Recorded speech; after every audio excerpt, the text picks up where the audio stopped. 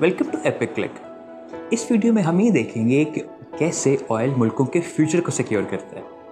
पिछली वीडियो के मुताबिक सैंक्शंस के बावजूद रशिया दूसरे ममालिक को ऑयल फराहम कर रहा था। इसकी एक बड़ी वजह ये भी थी कि रशिया ने अपनी ऑयल की प्राइसेस कंपैरेटिवली कम कर दी थी। इस गोल्डन अपॉर्चुनिटी को हासिल करने के लिए वो लोग जिनके पास पावर ऑफ बाइंग ज़्यादा थी, उन्होंने रशिया के साथ कॉन्ट्रैक्ट स्टार्ट किया।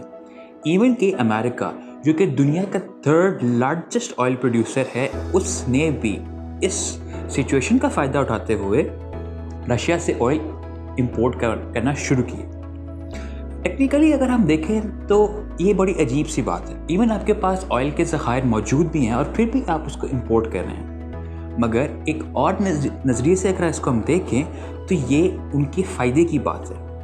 अगर आज अमेरिका सस्ते दामों पर तेल खरीद रहा है और कल को जब ऑयल की क्राइसिस दोबारा जनरेट होगी और दुनिया के वो ममालिक जो कि ऑयल प्रोड्यूस करते हैं उस लेवल तक ऑयल को प्रोवाइड नहीं कर सकेंगे, then America will put back those reserve और उनको बहुत अच्छे दामों पे उन ममालिक को बेचेगा जो कि सनती और मुआशी तौर पर कमज़ोर हैं, जिनमें पाकिस्तान भी शामिल है।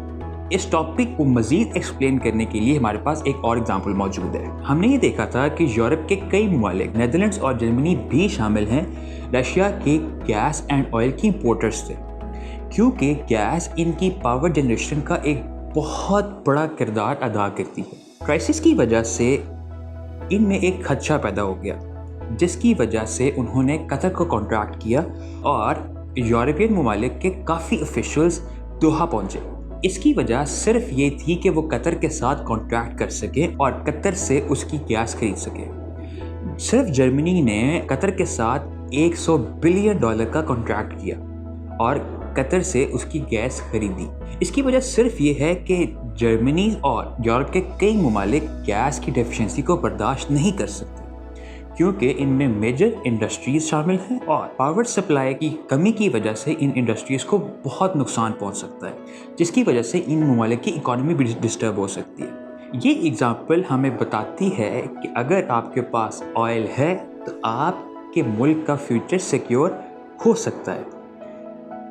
टॉपिक से थोड़ा सा हट के अगर हम बात करें तो 1952 के अंदर जब पाकिस्तान में सुई के मुकाम पर गैस के ज़खायर दरियाफ्त किए गए तो किसी ने इस बात को सोचा नहीं कि हम लोग इस गैस को कहाँ पर इस्तेमाल कर सकते हैं, और हमने सिर्फ उसको घरेलू इस्तेमाल में लगा दिया। मगर पाकिस्तान की गैस की क्वालिटी इस कदर बेहतर थी कि अगर हम दूसरे प्रोडक्ट्स बनाते तो पाकिस्तान को इससे बहुत फ़ायदा हो सकता था। अमेरिकन एक्सपर्ट के मुताबिक अगर हम सुई के ज़खायर को इस्तेमाल करते हुए एक्सपोर्ट करते तो ये पाकिस्तान के लिए बहुत फ़ायदेमंद हो सकता था। ऑयल एंड गैस दो ऐसे प्रोडक्ट्स हैं जो आपकी स्टेबिलिटी को इम्प्रूव करने के साथ साथ आपके फ्यूचर को भी सिक्योर करते हैं। If you like the content, please subscribe to our channel and always remember that the best is yet to be.